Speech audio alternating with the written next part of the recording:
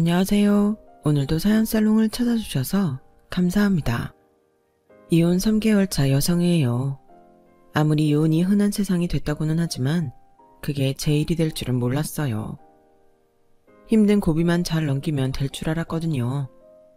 하지만 내가 직접 그 상황에 처해보니 그게 말처럼 쉬운 게 아니라는 걸 알겠더라고요.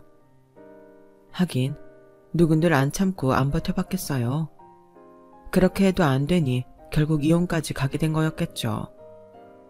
이미 헤어진 마당에 공개적으로 시댁흉을 떠벌리는 게 보기 안 좋은 일인 건 알지만 이혼한 지 3달이 넘었음에도 여전히 저를 찾아와 화풀이를 하고 가시는 시아버지 때문에라도 참을 수가 없어서 이렇게 사연을 남깁니다. 저희 친정 부모님과 시부모님은 예전부터 아는 사이셨어요. 시아버지의 아버님이 저희 친가에서 일을 하셨거든요. 그래서 아빠와 시아버지는 어린 시절부터 함께 자라셨어요. 그러다 가정 형편 때문에 시아버지가 국민학교 졸업 후 학업을 중단하게 되었고 그걸 알게 된 저희 할아버지께서 중학교와 고등학교를 보내주셨어요. 사람이 배워야 미래도 있는 거라면서요. 그래서 2살 많은 시아버지와 저희 아빠는 중고등학교 동창이 되었어요. 어릴 땐 내가 형이라고 불렀는데 중고등학교를 같이 다니게 되면서 호칭이 좀 껄끄러워졌어. 나야 상관없는데 호칭 때문에 네 시아버지가 휴학한 사실이 알려지게 되니까 그래서 얕아트면서 그냥 친구로 지내게 됐지. 처음엔 좀 어색했지만 나중엔 오히려 그 편이 낫더라고. 네 시아버지도 그게 편하다고 그러고. 그러다 저희 아빠가 서울에 있는 대학에 진학을 하면서 두 분은 사이가 소원해지셨어요. 원래부터 절친까지는 아닌데다 이렇다 할 공감대가 없다 보니 자연히 그렇게 된 거죠. 이후 저희 친할아버지와 시할아버지께서 차례로 돌아가시면서 두 집 간의 인연은 끊어지게 되었어요. 서울에서 대학을 다니던 아빠는 군 제대를 하고 복학하던 해에 같은 학교 음대생이던 저희 엄마와 결혼을 하셨어요. 아직 아빠가 취직도 하기 전이라서 결혼을 할 적기는 아니었지만 아빠의 군 복무 기간 동안 아빠를 기다려준 엄마로서는 한시가 급한 상황이었거든요. 저희 외할아버지께서 저희 엄마를 자꾸 선자리에 내보내셨으니까요. 지금만 해도 여자 나이 25이면 한창이라고 하지만 당시만 해도 혼인 적기로 불렸으니까요. 결국 외할아버지의 닥달에 못 이겨 저희 부모님은 계획보다 일찍 결혼을 하게 되었어요. 그런데 어떻게 보면 결혼을 서두른 게 다행인지도 모르겠네요. 친할아버지께서 저희 부모님이 결혼하고 얼마 안 돼서 세상을 떠나셨거든요. 친할아버지가 돌아가신 뒤로 저희 친가는 쇠락의 길을 걷게 되었어요. 자식이 아닌 남한테 관리를 맡기다 보니 어디서 얼만큼 새 나갔는지 알 길이 없었죠. 그나마 아빠 명의로 된 땅과 통장 예금은 남아있어서 서울의 친가 식구들이 살 집 정도는 마련할 수 있었어요. 하지만 생활이 예전과는 천지 차이였죠. 평생 아버지 돈으로 편히 살아왔던 아빠는 그때 처음 가장의 무게를 알게 되었다고 하더군요. 대학을 졸업하고 무역회사에 취직해 다람쥐 쳇바퀴 돌듯 회사와 집을 오가는 생활이었지만 매달 자신이 벌어오는 돈으로 식구들이 먹고 살 수 있는 것만으로도 감사할 수 있었죠. 고모가 시집을 가고 제가 6살 무렵 할머니가 세상을 떠나시기까지 저희 집은 대가족을 이루고 살았어요. 목돈이 필요할 때면 할머니는 시집 올 때부터 지니시던 폐물과 반지들을 팔아 아빠 몰래 저희 엄마한테 쥐어주셨어요. 그리고 돌아가시기 얼마 전에는 남은 보석과 금부치를 저희 엄마한테 주셨죠. 생활이 어려울 때 저희 아빠 몰래 하나씩 팔아 쓰라면서요. 저희 엄마는 그중 몇 개를 아직도 가지고 계세요. 그걸 보실 때마다 시어머니를 떠올리시곤 하죠. 곳간에서 인신난다고 생활이 윤택해서 그랬는가 네 할머니는 한 번도 나한테 트집을 잡으시거나 혼수 문제로 괴롭히신 적이 없다. 오히려 내 친정이 어려울 때 아버님 몰래 돈도 해주시고 그랬지. 너도 나처럼 좋은 시어머니를 만나야 되는데. 엄마는 친할머니 제사를 지낼 때마다 이 얘기를 하셨어요. 고부간이 여느 친정엄마와 딸 사이처럼 돈독했던지라 저도 자라면서 고부간의 갈등에 대해서는 생각해 본 적이 없었어요. 그래서 더 시어머니가 버겁게 느껴졌었는지도 모르겠네요. 저희 아빠와 시아버지가 다시 만나게 된 건 제가 대학을 졸업하고 첫 직장에 입사했을 때였어요. 거기서 제 남편을 만나게 되었는데 연애 1년 차쯤 되던 무렵 길에서 저희 아빠와 마주치게 된 거예요. 그 바람에 남편이 저희 집에 인사를 오게 되었고 부모님 고향 얘기를 하면서 상황은 급변해 양가 아버님이 다시 만나게 된 거죠. 저희 집 사세가 많이 기운 것과 달리 남편네 집은 예전에 비해 살림이 많이 핀 상태였어요. 특히 아버님이 하시는 식당이 장사가 잘 돼서 직장 생활을 하시는 저희 아빠보다 벌이가 훨씬 좋으셨죠.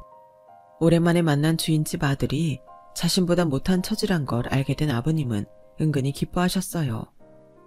반면에 저희 아빠는 좀 불편해 보이셨죠. 아버님은 예전에 저희 할아버지한테 은혜를 입은 얘기를 하시면서 고기며 과일 바구니를 들고 저희 집에 자주 왕래를 하셨고 휴가철에는 여행도 함께 가자고 하셨어요. 처음엔 이런저런 핑계를 대며 가족 여행에 빠지시던 아빠도 저와 남편의 혼사 얘기가 오가기 시작하면서는 저를 위해 참석하셨어요.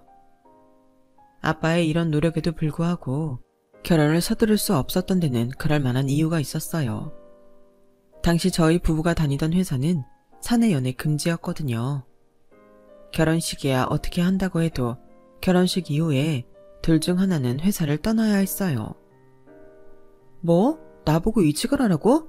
왜 내가 옮겨야 되는데 자기가 옮기면 되잖아. 은경아, 너도 생각을 해봐.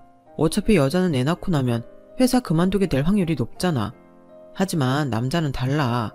한 직장에 진득하니 다니면서 라인 잘 잡아서 위로 올라갈 준비를 해두는 게 좋다고. 내가 직장 오래 다니면 결국 자기한테 좋은 거 아니야? 인정하고 싶지는 않았지만 남편 말이 틀린 건 아니었어요. 그래서 할 수 없이 제가 결혼을 앞두고 이직을 했어요. 결혼은 이직 후 새로운 회사에 적응을 한 뒤 하게 되었고요. 제가 이직까지 했음에도 불구하고 결혼식을 올리기까지 모든 게 순탄했던 건 아니에요. 저희 시아버지가 저희 아빠 속을 꽤나 긁으셨거든요. 재홍아, 네 딸내미 혼수 걱정은 말아라. 내가 니네 집 사정 누구보다 잘 아는데 설마 혼수 적다고 타박을 하겠냐? 그러니까 형만 믿고 후딱 시골리자. 남들은 아들내미를 있는 집에 장가보내 한미천을 잡을 생각을 한다지만 난 그런 속물 아니다. 돈이라면 나도 차고 넘치게 있어. 예전에 먹을 것도 없어서 지질이 궁상이던 천태섭이가 아니다 이 말이야. 재홍이 넌 부모 잘 만나서 배고픔도 모르고 살았겠지만 난 아니잖냐. 내가 배고픔을 겪어본 사람이기 때문에 지금의 이 부를 누리게 된 거라 이 말이야. 재홍이 네가 나만큼만 세상을 알았어도 그 많던 네 아버지 재산 그렇게 뺏기지는 않았을 거다. 대학만 나오면 뭐하냐. 세상 돌아가는 이치도 모르는데 내가 너였다면 한 푼도 안 잃고 그 재산 다 지켰을 거다. 듣기 좋은 꽃노래도 한두 번이야. 너 잘난 거 알겠으니까 내 아버지 재산 얘기는 그만해. 어쭈? 이 녀석이 형님한테 너가 뭐야? 네가 아직도 만석부자 아들인 줄 아냐? 후작 월급쟁이 주제에 자존심 있어가지고. 야마, 세월이 변했으면 너도 변화에 적응해야지. 언제까지 도련님 대접받고 살 생각이야? 한 번씩 시아버지가 저희 아빠 속을 긁을 때마다 두 분은 어린애들처럼 싸움을 하셨고 그로 인해 제 결혼은 미뤄지게 일쑤였어요. 그러다 두 아버님이 극적으로 화해를 하시면서 결혼식은 올릴 수 있었어요. 지금 와서는 차라리 그때 혼사가 어그러졌더라면 좋았을걸 하는 생각이 들지만요. 신혼여행에서 돌아온 이후 시아버지는 매주 주말마다 저희 부부를 시댁으로 부르셨어요. 우리 집에 시집 온 이상 우리 집 가풍을 익혀야지 않겠니?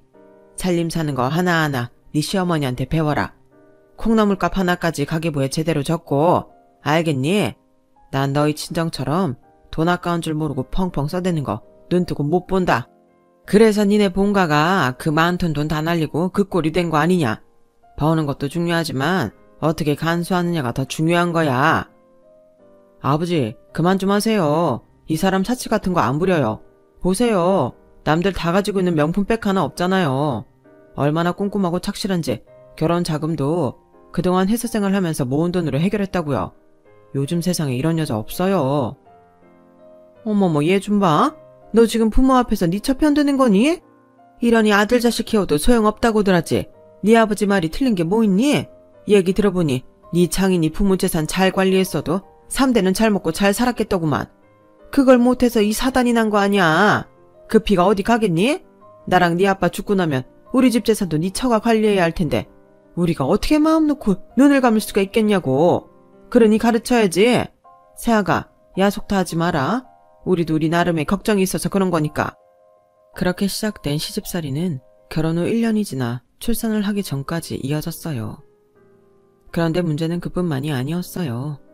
제가 임신을 해서 임신 8개월 이후부터는 출산휴가를 내게 되었는데 남편이 한걱정을 하더라고요. 큰일이다. 너 휴가 기간 동안 월급도 제대로 안 나올 텐데. 뭐가 걱정이야. 내 월급이 좀 줄긴 하지만 그렇다고 우리가 생활비 감당 못할 정도는 아닌데. 정 부족하면 당신이 생활비 좀 더 내면 되잖아. 저희는 결혼할 때부터 각자 월급은 각자 관리하고 생활비만 똑같이 분담해 내고 있었어요. 월급에서 생활비를 제한 돈은 각자 저축을 하든 적금을 들든 알아서 관리하고 있었고요. 임신 때문에 제가 휴가를 받게 되면 월급이 줄긴 해도 남편이 버는 월급이 있으니까 돈 걱정을 할 상황은 아니었던 거죠. 그런데 제가 모르는 뒷거래가 있었더라고요. 뭐? 그럼 지금까지 매달 본가에 100만 원씩 드리고 있었단 얘기야? 나한테 말 한마디 없이? 그럼 어떡해. 내가 당신보다 100만 원 정도 더 버니까 그 돈은 본가로 보내라고 하시는데 나도 돈 보내기 싫었지만 안 그러면 아버지가 당신한테 싫은 소리 하실 텐데 그걸 어떻게 보고 있어? 그깟 돈 주고 말지. 그럼 당신은 그동안 모은 돈도 없겠네? 이렇게 중요한 얘기를 이제서야 하면 어떡해. 아버님도 그렇지. 내 월급이 적으면 도와주시지는 못할 망정 자기 아들이 더 버는 만큼 가져가신다는 게 말이 되냐고. 난 이 일 그냥 못 넘어가. 저는 만삭의 배를 이끌고 시댁으로 향했어요. 그리곤 아버님과 단판을 지었죠. 아버님은 당신만의 계산법으로 매달 남편이 저보다 더 버는 만큼은 당신이 챙겨가야겠다고 끝까지 우기셨고 저는 태어날 아이를 생각해서라도 그건 안 된다고 못 박았어요. 아버님이 전 그 돈을 받으셔야겠다면 저 애 안 낳을 거예요. 애 키울 돈도 없는데 무슨 애를 낳아요? 저 당장이라도 병원 가서 애 지우겠습니다. 이런. 너 지금 그걸 말이라고 하는 게냐? 그깟 돈 100만 원 때문에 애를 지운다니. 그게 부모로서 할 말이냐? 제가 이런 모진 말을 하게 만든 건 아버님이세요. 세상에 어떤 부모가 이런 식으로 아들 내외한테 돈을 뺏어가요? 이이가 돈을 더 벌면 그게 제 손으로 들어오는 돈인가요? 다 저희 가족이 쓰는 돈이잖아요. 태어날 아기가 쓰게 될 돈 아니냐고요. 근데 그걸 아버님이 가져가시겠다니 저도 어쩔 수 없는 거죠.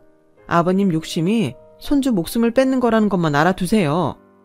애를 안 낳겠다는 제 초강수에 아버님은 결국 두 손을 들고 말았어요. 집에 돌아와 친정엄마한테 이 얘기를 했더니 엄마가 혀를 차시더라고요. 너나 네 시아버지나 똑같은 사람들이다. 뱃속에 아기를 두고 그런 흥정을 하고 싶니? 하여간 대단들하다. 그럼 어떡해? 먹고 죽을 돈도 없는데 시댁은 도와줄 생각도 안 하지.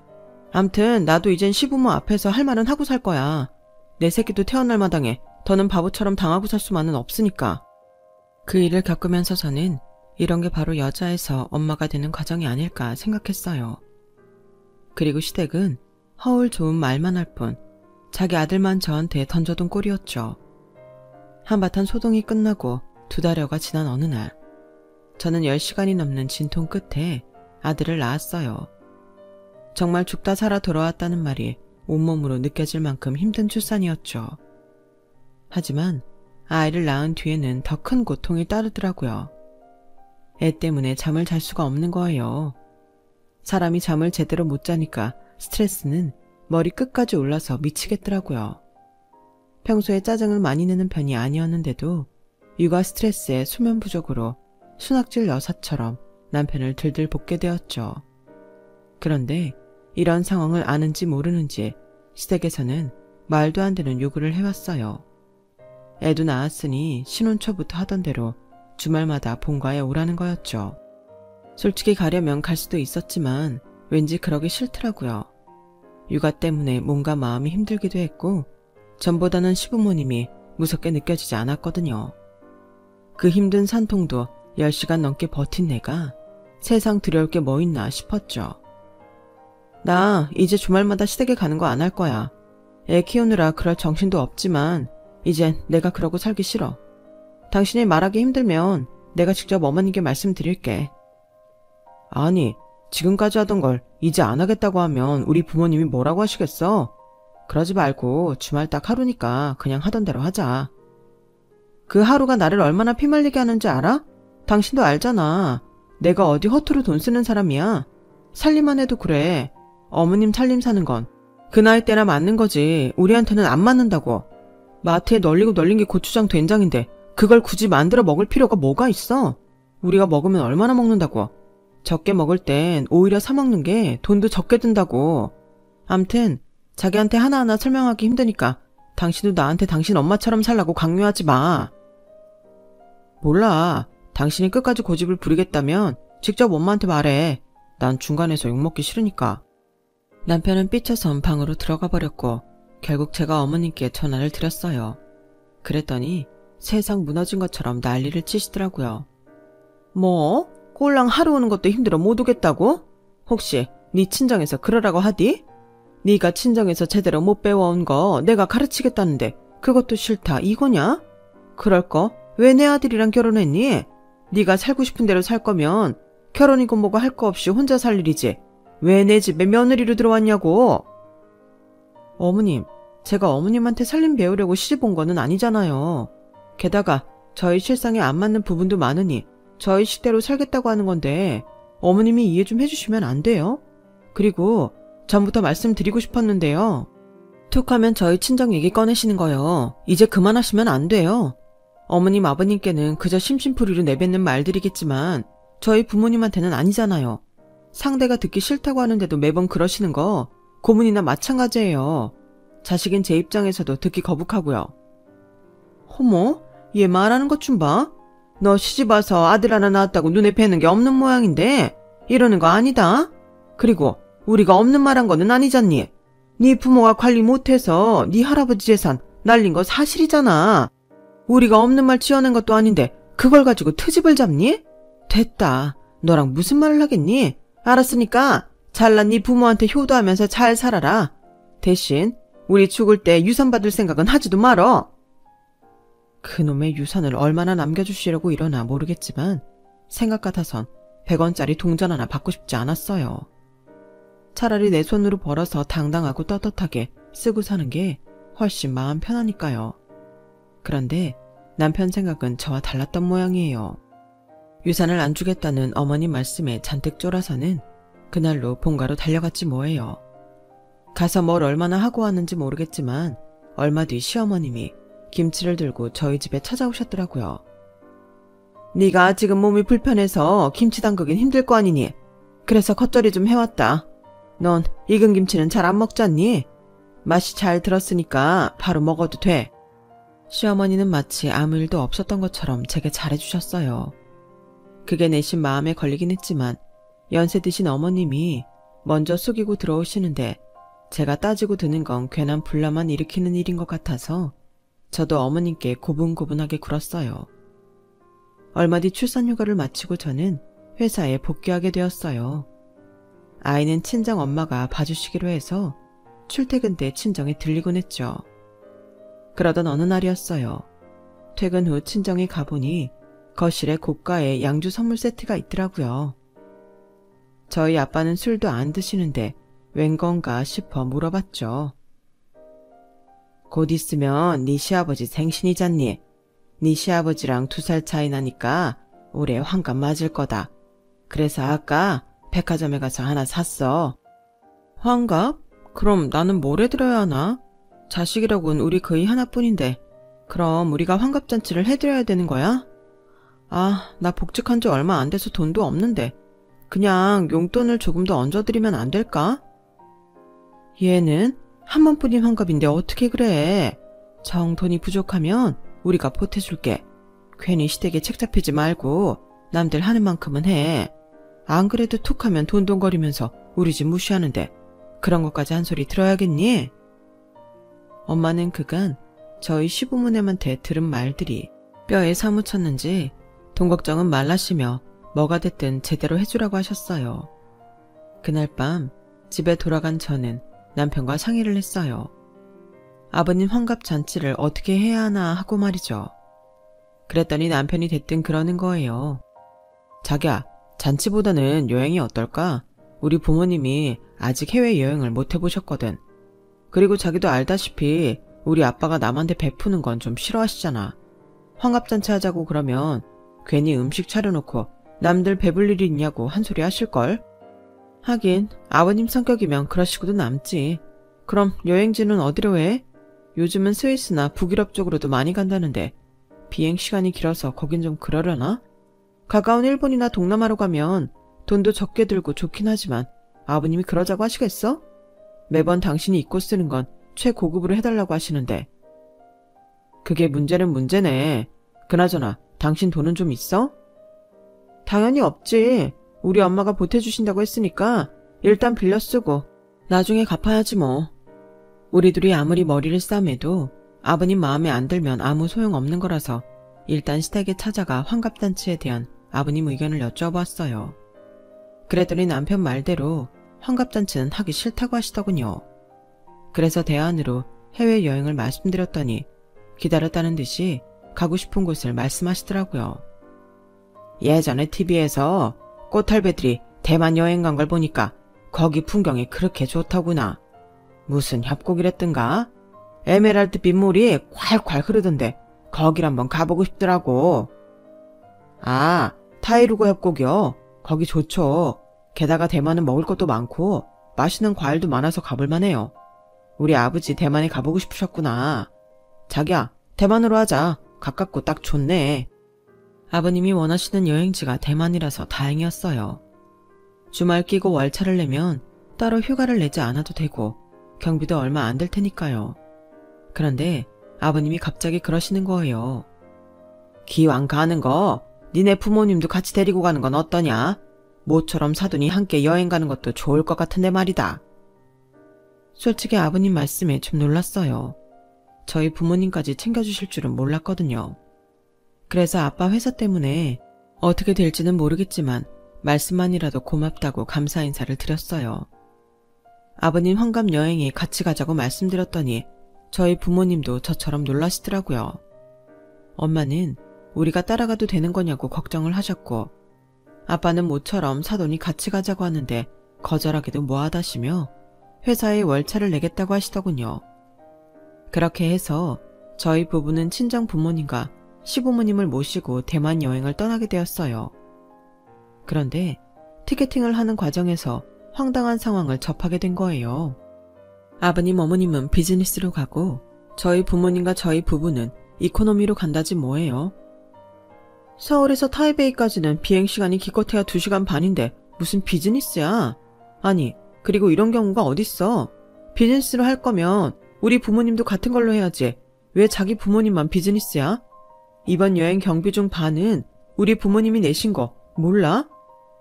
나도 그러려고 했지. 근데 아버지가 돈 많이 나간다고 그렇게 하라시는 걸 어떡해. 암튼 장인 장모님한테는 비밀로 해. 괜히 아시면 기분 상하실 테니까. 여행 시작부터 기분이 팍 상했지만 어찌됐든 아버님 환갑 여행이라서 일단은 참기로 했어요. 그런데 생각지도 않은 상황 때문에 시부모님이 비즈니스에 탄 게 들키고 만 거예요. 평소 저희 시아버지는 술고래의 골초이신데 그 바람에 사단이 난 거죠. 기내에서 술을 잔뜩 드시고는 기내 화장실에서 담배를 피우시려다 승무원한테 딱 걸린 거예요. 다행히 국내 항공이라서 승무원이 한국말로 주의를 주었는데 그걸 들은 아버님이 길길이 날뛰신 거죠. 내가 비즈니스 손님이야. 그게 얼마짜리 편줄이나 알아? 그 비싼 돈을 받아먹고는 술도 개미 오줌만큼 주더니 이젠 담배도 못 피게 하느냐고. 내가 자리에 앉아서 피겠다는 것도 아니고 화장실에서 살짝 한 대만 피우고 나오겠다는데 그게 뭐가 잘못이야? 이코노미석까지 아버님 목소리가 쩌렁쩌렁 울리는 바람에 저희 부모님은 모든 상황을 알아채게 되었어요. 보다 못한 남편이 달려가 아버님을 달랬지만 아버님은 더 화를 내시며 난동을 부리셨죠. 이러다가 공항에 착륙하는 순간 공항 경찰한테 끌려가는 게 아닌가 걱정하던 순간 저희 아빠가 자리에서 일어나 아버님한테 가셨어요. 그리곤 아버님 귀에 뭐라고 한마디 하시자 아버님이 순한 양처럼 고개를 떨구곤 조용히 자리로 가시더군요. 덕분에 최악의 상황은 면했지만 객석에서 사람들이 욕하는 소리는 고스란히 제 귀에 들려왔어요. 아빠가 자리로 돌아오시자 엄마가 무슨 얘기를 했냐고 물었더니 아빠가 빙그레 웃으시면서 그러시더라고요. 내가 무역회사에 다니느라 해외 출장을 많이 다녀봐서 아는데 이런 경우 항공권 가격의 100배를 벌금으로 내게 된다고 했더니 입을 다물더구만. 하여간 저 녀석한테는 돈 깨진다는 말이 세상에서 제일 무서운 소리라니까. 아빠의 거짓말 덕분에 시아버지는 무사히 타이베이 공항에 내릴 수 있었어요.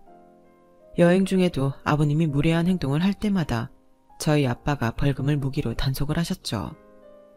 그렇게 말도 많고 탈도 많았던 아버님 환갑 여행이 끝나고 드디어 한국 땅을 밟게 되었어요. 저는 공항에 내리는 그 순간 결심을 했어요. 다시는 아버님을 모시고 해외로 나가지 않겠다고 말이죠. 어글리 코리안의 정석을 보여주신 아버님과는 100억을 준대도 절대로 함께 여행하기 싫더라고요. 남편도 자기 아버지가 창피했는지 여행에서 돌아온 뒤 그러더라고요. 여보, 장인어른 환갑 때는 여행 말고 다른 걸로 해드리자. 여행 간다고 하면 아버지가 따라오신다고 할 거 아니야. 아, 난 이번 같은 경험은 다시는 하고 싶지 않아. 누군 가고 싶겠어?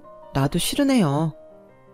결국 아버님 때문에 이후로 그 누구도 가족여행의 기억자도 꺼내는 사람이 없었어요. 환갑여행 이후 아버님은 저희 아빠 앞에서 전보다 온순해지셨어요. 아무래도 여행 중에 자신이 벌인 일이 창피하긴 하셨던 모양이에요. 뭐 어찌됐건 간에 양가 부모님 사이가 전보다 유해졌으니 저로서는 이보다 좋을 수가 없었죠. 비록 여행 경비도 깨지고 기내에서부터 쪽이란 쪽은 다 팔리긴 했지만요. 그렇게 시간은 흘러 저희 애가 두 돌을 앞둔 어느 날이었어요. 남편이 평소 잘 안 하던 술을 마시고 왔더라고요. 평일이라서 다음날 출근도 해야 하는 사람이 말이에요. 그래서 부랴부랴 술 깨는 약도 먹이고 옷도 갈아입혀서 재웠는데 다음날 일어날 생각을 안 하는 거예요. 자기야 일어나. 나도 엄마한테 애 데려다주고 출근해야 한단 말이야. 나 출근 안 해도 돼. 그러니까 더 자게 내버려둬. 왜 출근을 안 해? 자기 휴가 받았어? 아님 회사에 무슨 일 있는 거야? 제가 남편을 흔들어 깨우며 끈덕지게 묻자 남편은 부스스한 얼굴로 일어나 앉았어요. 그리고는 이실직고를 하더군요. 회사에서 희망퇴직 대상자에 오른 지 좀 됐는데 더는 버티기 힘들어서 사표를 냈다고요. 어제 술을 마신 것도 자기 송별회라서 그랬다나요? 아니 그렇게 중요한 얘기를 왜 이제서야 해?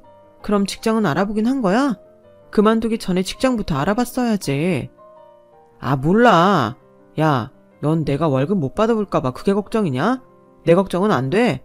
솔직히 우리 아버지 말대로 척아의 힘만 있었다면 내가 직장 하나 잃은 걸로 걱정은 안 할 거 아니야.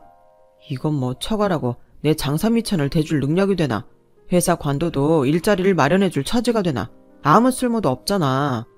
에휴, 이런 결혼은 뭐하러 한 건지. 당신 지금 말 다 했어? 회사에서 잘린 건 당신인데 왜 내 친정 탓을 해? 엄연히 따지면 당신 능력 부족 아니야? 아직 40도 안 된 나이에 회사에서 나가라고 한다면 그건 당신이 회사에 필요하지 않기 때문인 거잖아. 근데 왜 내 부모 탓을 하냐고. 당신 아버지가 매번 그러니까 당신 눈에도 내 친정이 우습게 보여? 말해봐. 출근을 앞두고 있어서 조용히 끝내려고 했지만 남편이 제 친정 탓을 하는 바람에 저도 더는 참아 넘길 수가 없었어요. 결국 그날 저는 결근을 하고 남편과 이 문제로 부부싸움을 하게 되었죠. 아이를 데리고 오겠다던 딸이 소식이 없자 친정엄마가 저희 집으로 오셨더라고요. 자초지종을 들은 엄마는 일단 저희 부부를 뜯어 말리시곤 회사에서 잘린 사위 마음을 달래주셨어요. 그런데 이 멍청한 남자가 느닷없이 처가 탓을 하면서 아버님이 하시는 단골 멘트대로 저희 아빠 탓을 하지 뭐예요. 솔직히 이럴 때 처가덕 바라는 거 당연한 거 아닙니까? 저만 이런 마음 갖는 거 아니잖아요. 남들은 회사에서 잘려도 잘난 처가덕에 걱정 없이 산다는데 저는 이게 뭐냐고요. 장모님도 그래요. 말로만 사위 위한다고 하지 마시고 실질적인 도움을 줄 생각을 하셔야죠. 하다못해 치킨집 하나 차릴 돈 정도는 해주실 수 있는 거 아니에요? 아버님 곧 퇴직하실 텐데 퇴직금 뒀다 뭐 하시려고요? 자식이라곤 저 사람 하나뿐인데 사위인 제가 살아야 장모님 딸도 사는 거잖아요. 안 그래요? 그러니까 장인어른 퇴직금으로 가게 하나만 차려주세요. 그 약속만 해주시면 저 더 욕심 안 부릴게요. 보자 하니 자네 안 되겠군. 젊은 사람이 일자리 다시 찾을 생각은 않고 뭐? 다 늙은 장인 퇴직금으로 가게를 차려달라고? 기가 막혀서 원. 막말로 그 나이에 회사에서도 잘린 사람을 내가 뭘 믿고 가게를 차려주나? 장사는 쉬운 줄 아나? 자네같이 썩어 빠진 정신을 가지고 사는 사람이 단번에 성공할 정도로? 어림도 없네. 오늘 들은 말은 못 들은 걸로 할 테니 정신 차리고 새 직장이나 알아보게. 장모님, 정말 이러시기에요. 이렇게 나오시면 저도 생각이 있습니다. 저요, 앞으로 처가엔 발도 안 들일 거예요. 아유, 그러게나. 나도 자네 같은 사위 필요 없네. 헌 말이 되는 소리를 해야 들어주지. 어디서 대도 않는 소리를 짓거리고 있어. 그리고 직장을 잃은 건 내 딸도 아닌 사위인데 왜 부모도 아닌 우리가 자네 가게를 차려줘야 하나? 그렇게 꽁으로 가게를 얻고 싶으면 잘 사는 자네 아버지나 찾아가게. 가서 가게를 달라고 하든 집을 달라고 하든 자네 마음대로 하라고. 이런 정신 빠진 놈한테 내 딸을 줬다니 할 수만 있다면 이 결혼 무르고 싶은 심정이야. 그날 부부싸움에서 시작된 싸움은 사위와 장모 싸움으로 번졌고 쪽수에서 밀린 남편이 자기 부모까지 집으로 불러들이면서 싸움은 걷잡을 수 없이 커졌어요. 그 바람에 회사에 출근했던 아빠까지 반차를 내고 달려오시고 말았죠. 내 아들이 뭔 잘못을 했냐? 살다 보면 직장을 잃을 수도 있고 그럴 때 처가덕도 좀 볼 수 있는 거 아니냐? 맞는 말 했구만. 뭐가 문제라고 이 난리를 피워. 안사돈도 그러는 거 아닙니다. 사위도 자식 아닙니까? 직장 잃고 마음 다친 애한테 꼭 그렇게 매정하게 해야 했습니까? 안사돈 마음 씀씀이가 그러니까 나이들하고 그 모양 그 꼴로 사는 겁니다. 전태섭, 너 지금 그걸 말이라고 해. 네 자식이 못난 회사 잘린 걸 왜 우리 탓을 해? 탓을 하려거든 네 자식 탓을 해야지. 이 자식이 어디서 반말이야. 너 임마 나보다 2살 어린 놈이 왜 자꾸 반말이야. 네가 아직도 도련님 행사를 하고 싶은 모양인데 웃기지 마 이 자식아. 니네 집 망한 게 언젠데 아직도 그 버릇을 못 고쳐? 고작 월급쟁이 주제에 까불긴. 2살이 아니라 10살이 많아도 나한테 넌 천태섭이야. 기억 안 나냐? 네가 우리 아버지 도움으로 중학교 들어갈 때 네 입으로 뭐라 그랬냐? 앞으로 네가 날 형으로 모신다고 했냐 안 했냐? 그런 걸 내가 친구 삼아줬더니 뭐가 어쩌고 어째? 그리고 그간 내가 말을 안 해서 그렇지 너 나 아니었으면 진작에 빨간 줄 긋고 막장 인생 됐어. 네가 고1 때 빵집 금고에서 돈 훔쳤을 때 그 돈 누가 갚아줬냐? 빵집 주인이 너 경찰한테 넘긴다는 거 누구 백으로 빠져나왔냐고. 남의 도움받을 때는 평생 은혜 갖고 살겠다고 질질 짜던 놈이 공수표 날린 거 말고 제대로 갚은 게 있긴 하냐? 우리 아버지가 내주신 등록금도 꼭 갚겠다며. 그뿐이야. 네 아버지 도박으로 집 날리고 네 어머니 옷가락지까지 팔아먹었을 때 네 식구들 걷어준 게 누구냐? 우리 아버지야. 그런데 은혜는 못 갚을 망정 툭 하면 조롱이나 하고 사람을 무시해? 다른 사람은 몰라도 넌 나한테 그러면 안 되지. 오냐, 네 놈이 이제야 본색을 드러내는구나. 그동안 돈 갚으라고 하고 싶은 거 어떻게 참고 있었냐? 후상한 척 하다니만 결국엔 돈 받아낼 생각만 하고 있었던 거지. 그래, 그 돈 내가 주마. 이자까지 쳐서 줄 테니까 땡값이다 생각하고 잘 받아 처먹어라. 화가 난 시아버지는 결국 저희 아빠한테 주먹까지 휘두르셨어요. 그걸 본 저희 엄마가 달려들어 시아버지 머리채를 잡으셨고 시어머니 역시 달려들어 저희 엄마 머리채를 잡으셨어요. 남편은 양가 부모님 사이에서 싸움을 말리다 옷이 다 뜯어지고 손톱에 찍혀서 얼굴이 만신창이가 되었죠.